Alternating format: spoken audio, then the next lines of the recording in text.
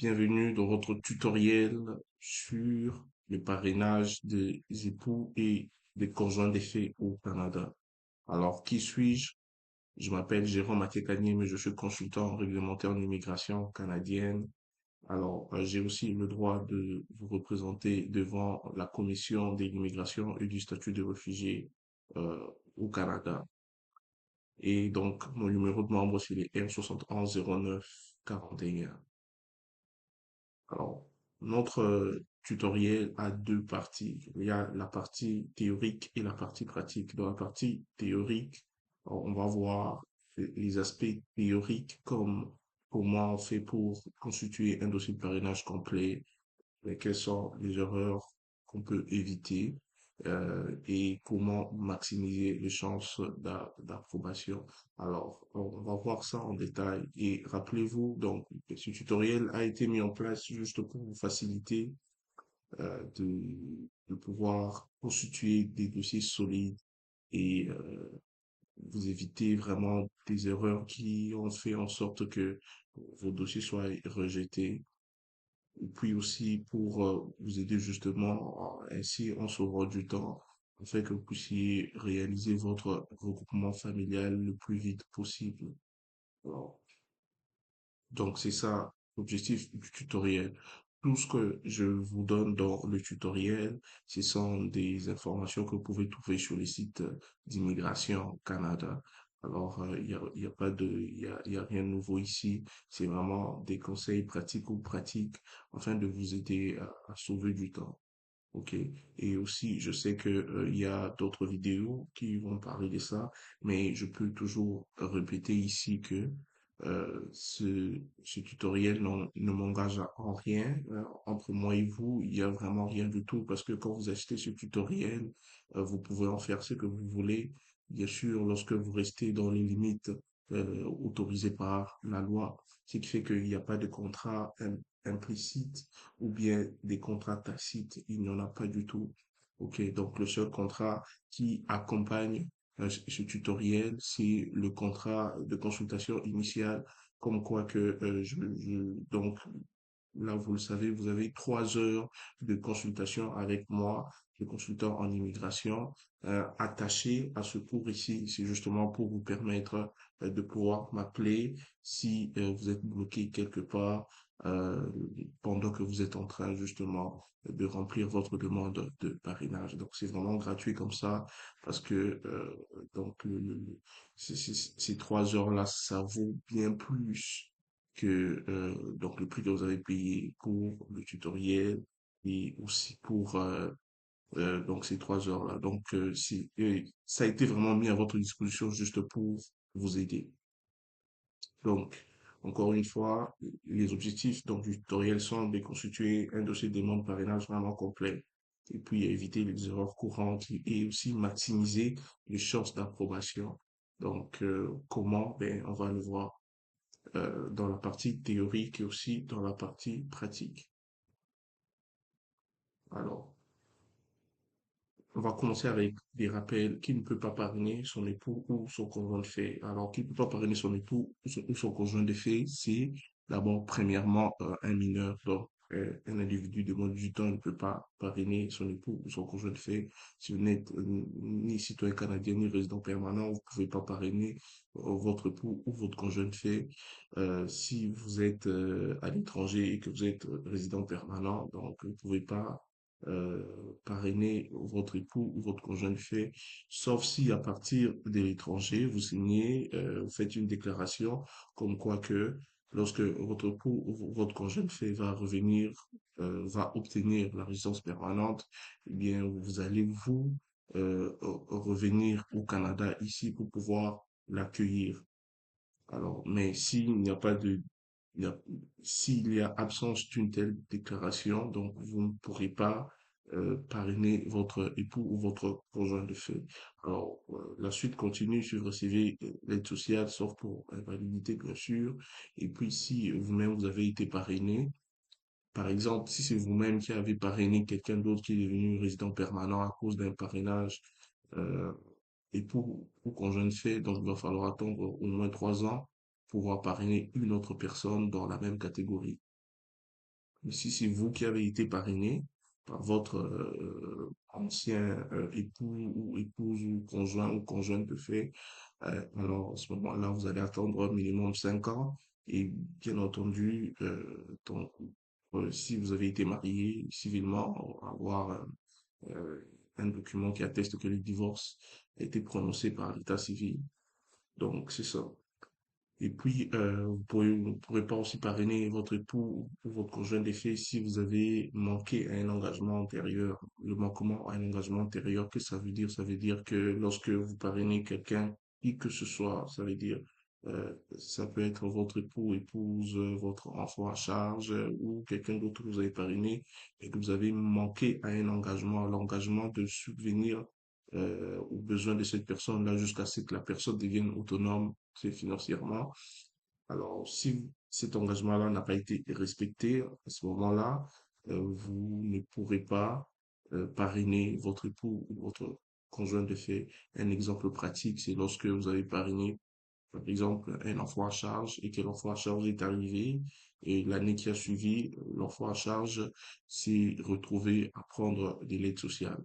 Alors, donc, alors donc, c'est ça. Et donc, ça va vous disqualifier pour pouvoir euh, faire une autre demande d'engagement pour pouvoir parrainer votre époux ou votre conjoint de fait.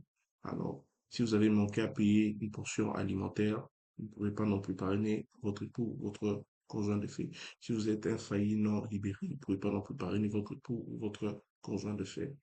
Alors, si vous avez été trouvé coupable d'infraction d'ordre sexuel, criminel, violent, infraction entraînant des lésions corporelles ou tentative de menace, donc de commettre un crime violent, vous ne pourrez pas non plus parrainer votre époux ou votre conjoint de fait.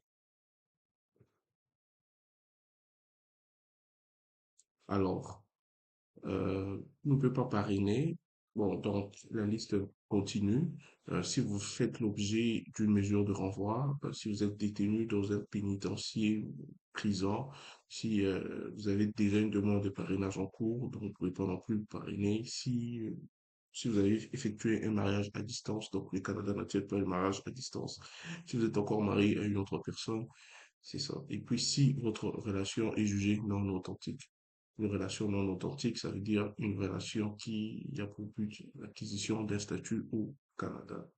Donc, très souvent, on observe ça lors de l'entrevue. Ça veut dire qu'on va poser des questions comme qu'un couple normal, qu'un partenaire qu'on trouve dans un couple normal est supposé avoir les réponses. Alors, si vous n'avez pas des réponses à ces questions-là, on juge que il y a des doutes que vous n'êtes pas vraiment un vrai couple. Donc, c'est ça. C'est ça qu'on appelle une relation non authentique. Mais juridiquement parlant, il y a un test. Donc, il y a un test pour ça. Alors, on vérifie, on va par exemple vous poser des questions sur les antécédents amoureux de votre partenaire. Alors, si vous n'avez pas des réponses claires là-dessus, donc, euh, ou bien des erreurs flagrantes, par exemple, si votre actuel époux ou épouse euh, a divorcé, ok, par exemple, on pourrait vous demander le prénom de son ancien partenaire ou bien de son ancienne partenaire, ne fût-ce que le prénom. Ok, bon, ça c'est normal que vous ne puissiez pas avoir le prénom en tête, mais que vous ignoriez par exemple que il y a eu un mariage avant votre mariage. Ça aussi, ça peut permettre, pardon, à l'agent de traitement de conclure qu'il y a quelque chose qui ne va pas. Alors, justement, là, on va voir les critères de l'authenticité d'une relation. Donc, les circonstances et l'origine de la relation. Comment est-ce que vous vous êtes rencontrés? Ok. Comment est-ce que vous vous êtes rencontrés? Alors, donc, ça, c'est les circonstances d'origine de la relation. Bon, est-ce qu'il y a des meilleures façons de se rencontrer? Non, il n'y a pas de meilleure façon de se rencontrer, mais on essaie de voir si cette rencontre-là est une rencontre, comme on dit, entre guillemets, fortuite, ou bien une rencontre provoquée. Et si c'est provoqué, ça a été provoqué à quelle mesure? Ok. C'est vrai que dans certaines cultures, les mariages arrangés, c'est tout à fait normal. Mais dans ce cas-là, il faut souligner le contexte culturel de l'arrangement du mariage. Ça, c'est très important.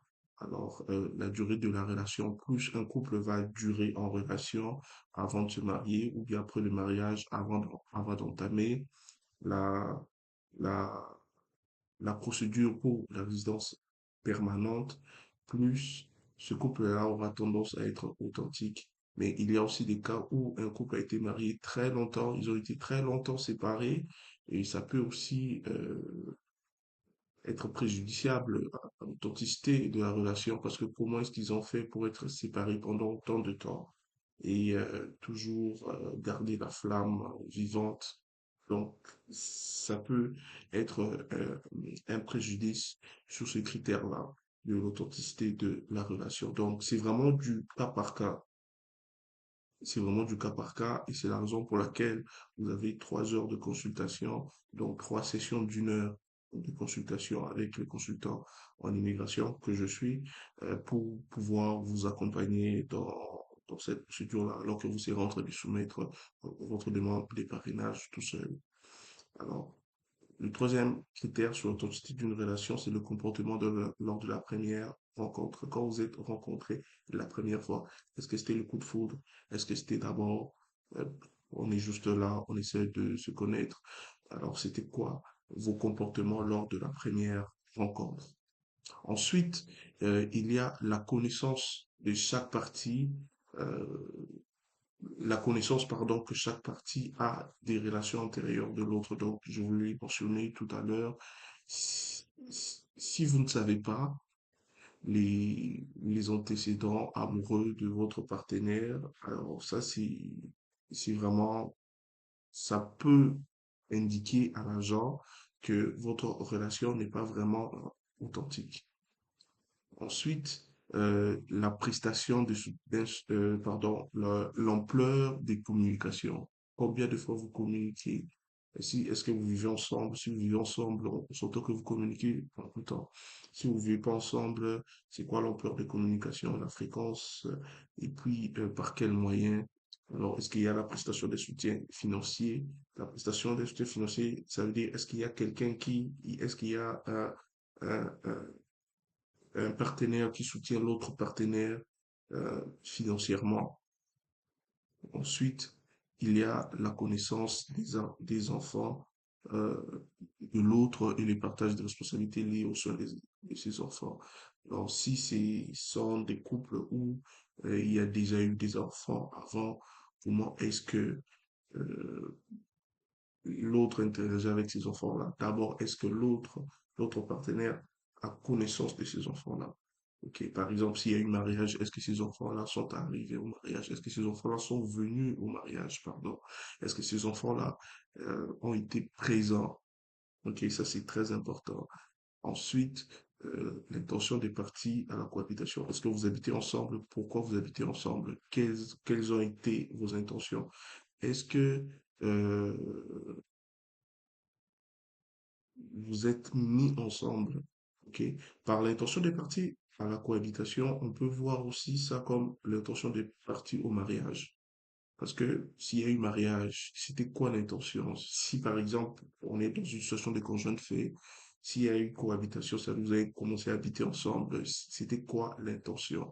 Alors, ici aussi, on essaie de voir est-ce que il y a l'une des, des parties, ça veut dire l'un des partenaires a voulu profiter de l'autre pour avoir les papiers. Donc, c'était quoi l'intention? Parce que toi, tu peux avoir une intention de vraiment passer ta vie avec l'autre personne, mais est-ce que c'était aussi le cas pour l'autre personne? Alors, ça, c'est un peu les critères qui sont évalués dans l'authenticité d'une relation. Et bien entendu, pour chacun de ces critères-là, il y a des preuves. Donc, il y a des preuves.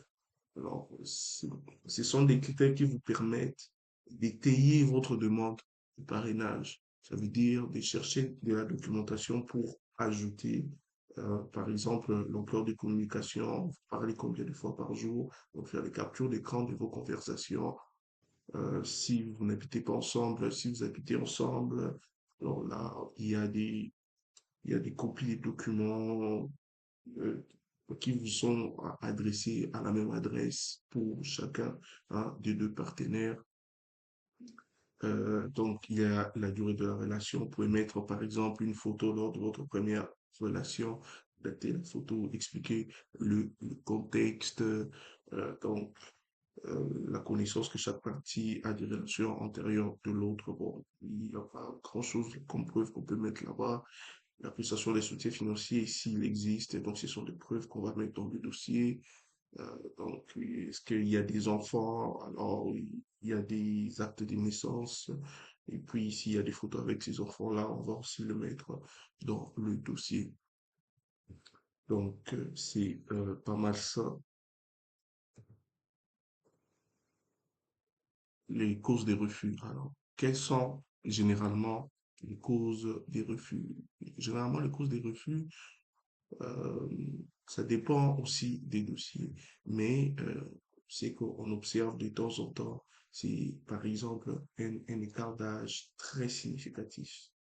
Un écart d'âge très significatif, ça veut dire que, euh, par exemple, on va dire 50 ans et 25 ans. Ok? L'homme a 50 ans, la jeune fille a 25 ans, ou la femme a 50 ans, le jeune homme a 25 ans, ou bien la femme a 50 ans, l'autre femme a 25 ans, l'homme a 25 ans, l'autre homme, pardon, a 50 ans. Donc, un écart d'âge très significatif peut pousser à l'agent de traitement de conclure que euh, la relation n'est pas authentique. La relation vise l'acquisition d'un statut au Canada parce que plus l'écart d'âge est très grand, plus on se pose la question, mais qu'est-ce que ces deux personnes-là ont en commun? Ok. Ces deux personnes-là ont quoi en commun? Alors, euh, mais dans la plupart des cas, les gens peuvent avoir un écart d'âge, les deux partenaires peuvent avoir un écart d'âge très significatif, mais avoir beaucoup de choses en commun. Alors, ça dépend des dossiers, donc c'est vraiment du cas par cas. Alors, si vous êtes un couple avec un écart d'âge très significatif, donc vous devez déjà savoir que cet écart d'âge-là peut être un problème si le dossier n'est pas bien monté. La, la deuxième cause des refus va être les divorces prononcés à l'international. Les divorces prononcés à l'international, qu'est-ce que ça veut dire? Je vais juste faire l'analogie avec les mariages. Alors, les mariages, par exemple, pour qu'un mariage célébré à l'international soit accepté pour des fins d'immigration au Canada, il faut que ce mariage-là soit légal et dans les pays d'origine des deux demandeurs, pardon, du demandeur et et au Canada, ok? Et dans les pays d'origine du demandeur principal et au Canada. Admettons que le demandeur principal, c'est qui le demandeur principal? Le demandeur principal, c'est la personne qui cherche à devenir résident permanent à travers la procédure du parrainage. Alors, admettons que le demandeur principal vient de la Côte d'Ivoire.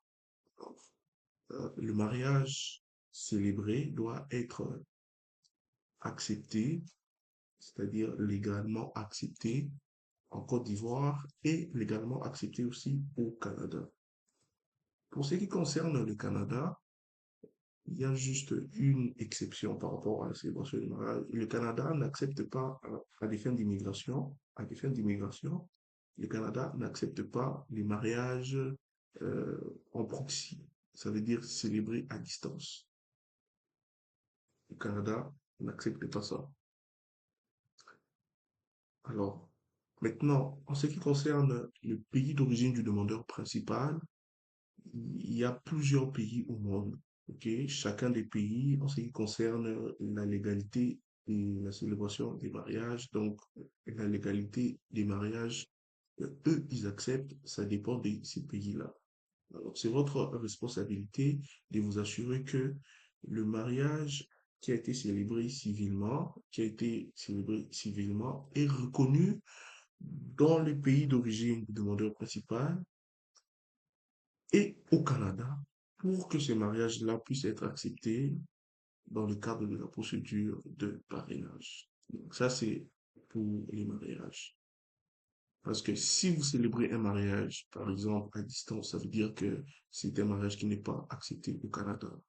Ensuite, même si c'est accepté dans votre pays, ça veut dire dans le pays du demandeur principal, ce mariage-là ne sera pas l'immigration Canada ne pourra pas accepter le document euh, produit par un tel mariage à des fins d'immigration au Canada.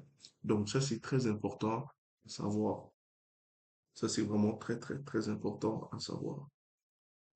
Donc, c'est ça. Alors, euh, il faut vous rassurer que le mariage célébré est légal, c'est-à-dire accepté dans le pays du demandeur principal et accepté aussi au Canada. Je vous ai donné déjà un indice pour le Canada, c'est que il ne faut pas que ce soit un mariage célébré à distance. C'est- C'est-à-dire que l'un des partenaires n'est pas là, il s'est fait représenter par quelqu'un d'autre. Non, ça ne marche pas. Il faut que le jour de la célébration civile, donc le 2, soit là.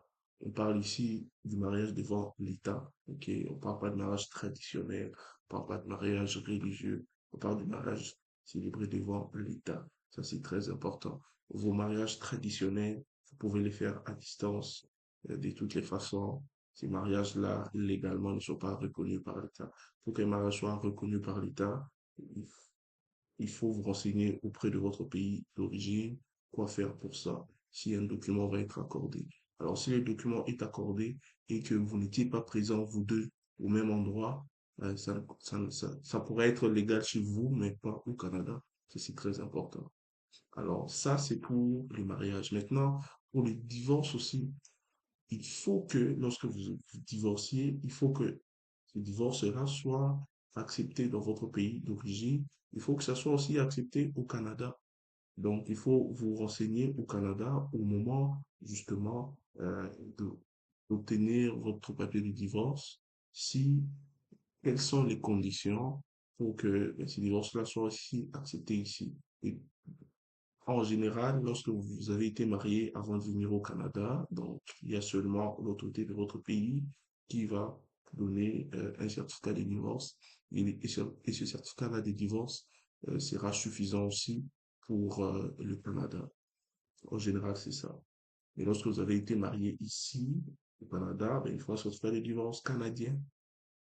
Donc, c'est ça. Alors, les divorces prononcés à l'international, lorsque ce n'est pas bien fait, les cas compliqués, c'est le monde, par exemple, qui sont originaires de la Côte d'Ivoire et qui vont se marier, par exemple, à Dubaï.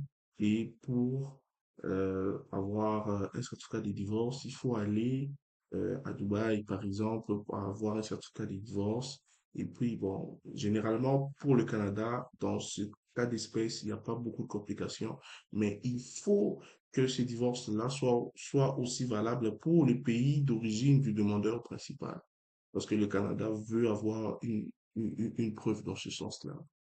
Alors, c'est là où ça se complique un peu. Mais nous sommes là pour vous accompagner pour ça. Et il nous est impossible de mettre tous les cas d'espèce pour les divorces prononcés à l'international. Encore une fois, c'est pour ça que nous avons accordé 3 sessions de consultation d'1 heure de temps. Alors, pour pouvoir gérer toutes ces affaires-là, si jamais c'est votre cas. Alors, il y a un troisième point, c'est lorsque nous avons beaucoup d'enfants adoptifs dans les dossiers. Ceux qui me suivent sur TikTok ou bien sur YouTube, vous le savez déjà, je vous ai déjà dit que euh, Généralement, Immigration Canada est au courant que lorsque une personne met beaucoup d'enfants adoptifs dans un dossier, c'est dans le seul but de pouvoir faire bénéficier ces enfants-là d'un statut au Canada. Sauf, ok, on va être vrai, sauf quelques cas exceptionnels où il y a eu, par exemple, des catastrophes et que des membres des familles sont décédés, certains membres des familles sont restés avec la charge de tous les enfants et puis ils se retrouvent au Canada, ils n'ont pas le choix. Avant même de se retrouver au Canada, ils les ont adoptés dans leur pays d'origine et maintenant, ils n'ont pas le choix que de les faire venir au Canada aussi. Mais ces genres de cas sont très, très rares, on s'entend bien. Alors, lorsque vous mettez beaucoup d'enfants adoptifs. Beaucoup, ça commence à partir de combien? De toutes les façons, euh, il n'y a pas un nombre fixe, ok? Il n'y a pas un nombre fixe, mais seulement, le seul conseil que moi je veux vous donner, lorsque vous voulez adopter des enfants, il faut vous rassurer que vous n'adoptez pas ces enfants-là juste dans le but de leur donner un statut au Canada. Donc, c'est ça. Parce que ça va faire couler votre demande de parrainage. Alors, d'autres causes de refus, c'est un mariage où vous avez été trop longtemps séparés. Donc, je vous en ai parlé tout à l'heure. Alors, les mariages où vous avez été trop longtemps séparés, c'est aussi des mariages où l'agent de traitement peut se poser des questions pour dire, mais est-ce qu'ils sont toujours ensemble? Est-ce qu'ils n'ont pas commencé à voir des gens séparément? Alors, pour ces cas de dossier, il faut montrer que vous n'avez pas arrêté de parler, vous n'avez pas arrêté de communiquer malgré le temps qui s'est écoulé. Parce qu'il arrive des fois où, par exemple, l'un des partenaires s'est retrouvé au Canada, par exemple, comme demandeur d'asile, et ça a pris beaucoup de temps avant qu'il aille voir un commissaire à la section de la protection des réfugiés. Et puis, il a peut-être été refusé, il est passé en appel. Et puis après ça, donc, il a dû attendre pour faire humanitaire, il a dû attendre la réponse d'Immigration Canada pour être accepté. Alors, tout ça, ça peut facilement prendre 5 ans, 6 ans. Et la septième année, commencer maintenant le parrainage de sa femme ou de son mari ou de son partenaire. OK. Alors, c'est tout à fait normal, mais dans ces cas, il faut prouver, vous avez été trop longtemps séparés, mais il faut prouver maintenant que vous êtes toujours, malgré que vous avez été séparés physiquement, mais vous avez toujours été proches à travers WhatsApp, à travers Messenger, à travers les appels directs. Donc, c'est ça votre responsabilité. Alors, les mariages polygames aussi, le Canada ne reconnaît pas les mariages polygames. Alors, pour ça, d'abord, excusez-moi, j'ai sauté les mariages célébrés à distance. J'ai sauté les mariages célébrés à distance parce que on vient déjà d'en parler. Je vous ai déjà, je- on vient déjà d'en parler tout à l'heure là. Alors, les mariages polygames, eux, le Canada ne reconnaît pas les mariages polygames. Alors, si vous êtes déjà marié à une femme ou à un homme, c'est ce partenaire-là, le premier partenaire que le Canada reconnaît. Les autres qui viennent après, le Canada ne le reconnaît pas. Alors, la mauvaise entrevue à l'ambassade aussi peut être une cause de refus. OK, parce que à l'ambassade, lors de l'entrevue, on va vérifier l'authenticité, comme je vous ai dit tout à l'heure. Alors, si vous ne savez même pas qu'avant vous, il y a déjà eu un mariage, quand il y a déjà eu un autre conjoint de fait, vous ne savez même pas cette information-là, mais est-ce que vous êtes vraiment en couple avec la personne avec qui vous dites être en couple, parce que vous ne savez même pas ses antécédents amoureux. Vous ne savez même pas s'il a des enfants. Ou bien s'il a des enfants, mais les enfants n'étaient pas là, par exemple, pour votre mariage. Pourquoi? Alors, si vous faites une mauvaise entrevue, ça peut pousser à l'agent de traitement de conclure que oui, mais votre relation n'est pas authentique. Alors, l'entrevue, quelles questions on pose vraiment lors de l'entrevue? Alors, les questions lors de l'entrevue, ça dépend du dossier de demande. En fonction des cas, les questions peuvent porter sur les cérémonies des mariages organisés. Par exemple, est-ce qu'il y a eu des mariages organisés? S'il y en a eu, bon, on peut vous poser des questions sur les cérémonies de mariage. Qui les a organisées? Quels membres de famille étaient là du côté de chaque partenaire?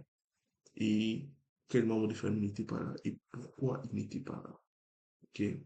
Alors, on peut poser des questions sur le passé de notre partenaire, sur la fréquence et la façon que vous communiquez. Alors, donc, les dates clés de votre relation, les plans futurs de votre couple, les incompatibilités sur l'âge, la religion ou le niveau d'études, s'il en existe, et puis s'il y a eu des divorces entre les partenaires. Donc, on va vous poser aussi des questions là-dessus. OK? Si par exemple votre partenaire est devenu résidente permanente à travers une demande d'asile, c'est pourrait qu'on vous pose aussi des questions sur la demande d'asile de votre partenaire. Si dans cette demande, votre partenaire a fait mention de vous, ok, donc ça aussi on peut vous le poser.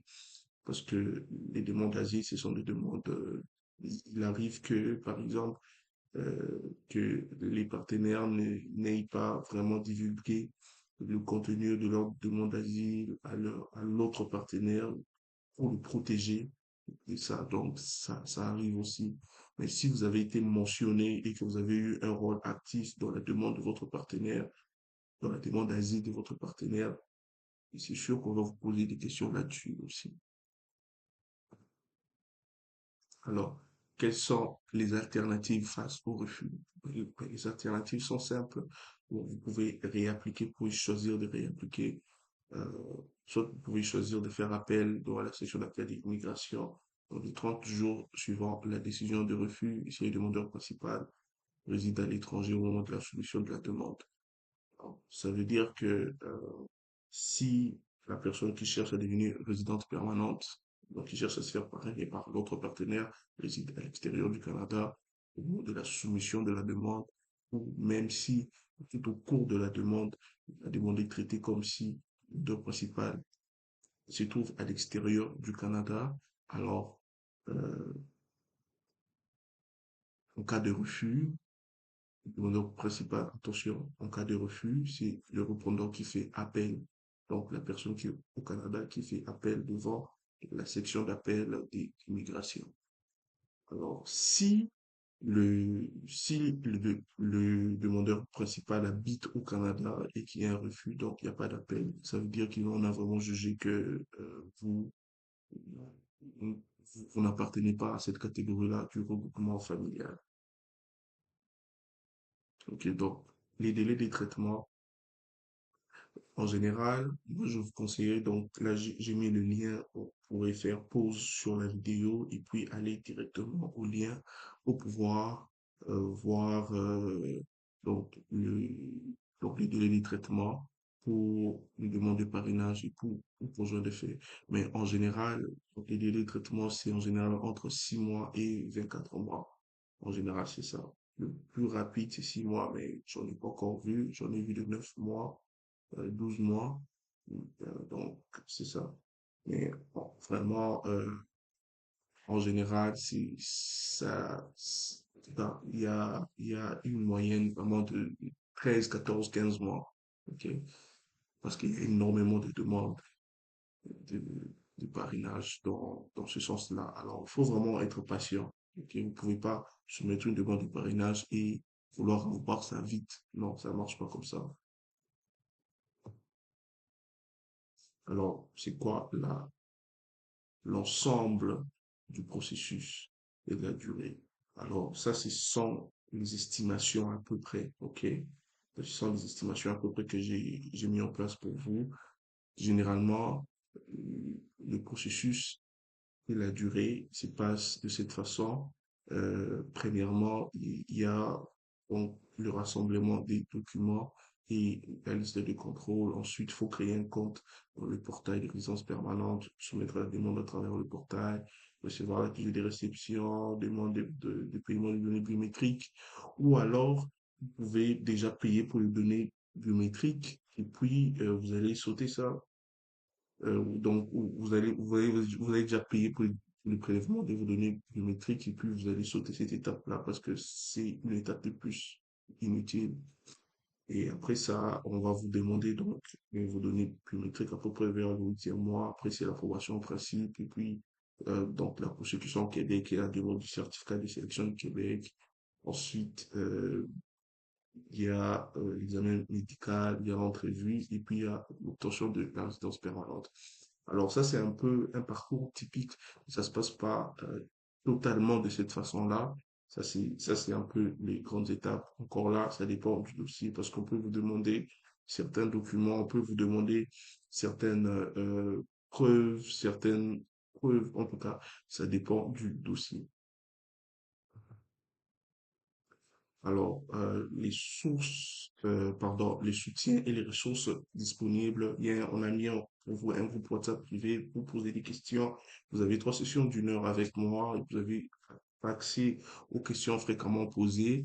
Nous avons prévu pour vous donc des modèles des lettres et des checklists justement pour vous accompagner là-dessus. Et puis, une fois la semaine, il y a un support technique chaque semaine en cas de difficultés.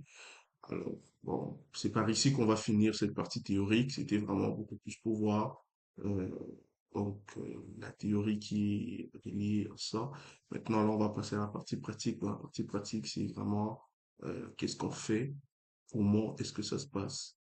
Alors, je vous dis à bientôt pour la partie pratique. Bye bye.